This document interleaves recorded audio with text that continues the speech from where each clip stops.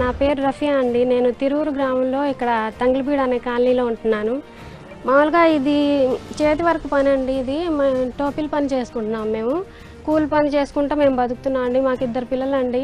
చిన్నాయనకి అమ్మఒడి డబ్బులు 4 సంవత్సరాల నుంచి పడుతున్నాయి.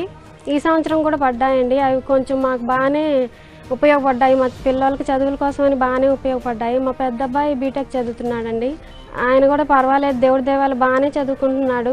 నెల టైం వచ్చేసరికి కోటా సరుకుల కోసం అక్కడికి వెళ్ళి మేము చాలా ఇబ్బంది పడేవాళ్ళం. ఇప్పుడు దానికి అంత ఇబ్బంది పడాల్సిన ఏం అవసరం ఉండట్లేదు. వచ్చినప్పుడు మేమే ఇంటి ముందుకు వస్తుంది తీసుకుంటున్నాం. అదొకటి మాకు ఫేవర్గా ఉందండి. మాలాంటి వాళ్ళకి మీరు బాగా ఫేవర్ చేయాలి సార్.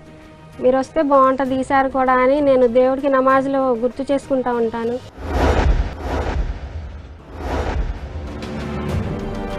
నా పేరు బండి వెంకటరమణ. రోయలబడి గ్రామం మాది. మాకు జగనన్న వచ్చాక అన్ని పథకాలు వచ్చినాయి.